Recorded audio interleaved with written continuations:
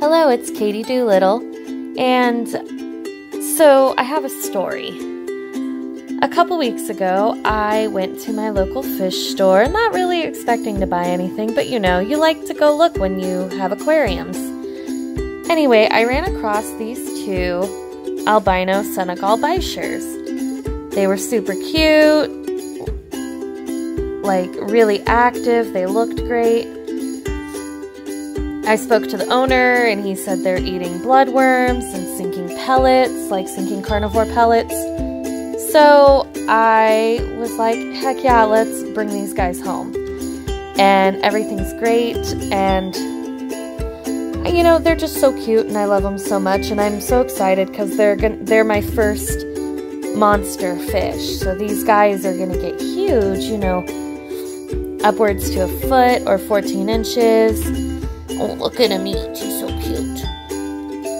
And, you know, so right now they're in a sort of pseudo quarantine setup. It's a 10-gallon with a sponge filter. I've got a couple caves, some driftwood, spiderwood, you know, and a couple plants.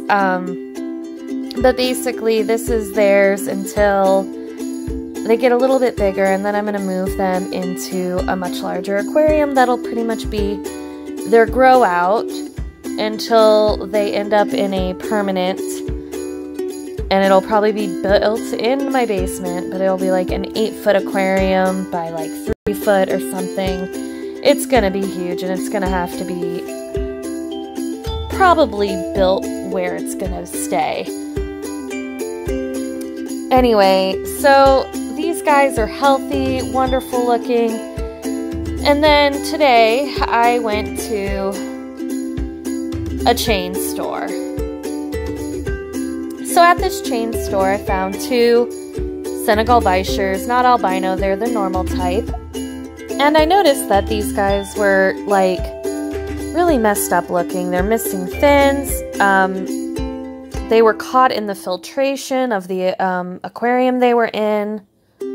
So it's going to be hard to tell from these clips, but like these two guys were missing their front fins. Their gills are super red. One of them had bite marks on his stomach, so there was no cover. It was awful.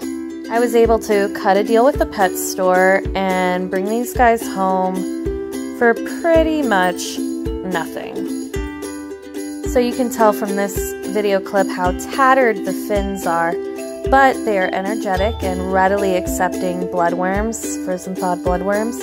Look at him go, he's gonna get that food. Oh, wow, wow, wow. I love them, they're just gonna be so cute, and hopefully their fins heal. Overall, I'm hopeful that they're gonna heal up nicely. It looks like some of the damage on the fins is so extensive that they might not fully grow back into their, you know, full glory like what they're supposed to look like. But I'm hopeful that these little guys are resilient and will recover and end up being lovely grown bichirs. And oh, the poor thing, look at his fin. It's just basically a nub at this point. And this is the one that we might have a hard time seeing, but he has bite marks on his like abdomen. But they have full tummies, they ate a good meal, and now they're just kind of resting in their respective aquariums. I chose to separate them just so they can heal alone without getting stressed and accidentally biting each other again. So I'm going to keep you all up to date on how these guys are doing, so please subscribe so you don't miss anything. Bye!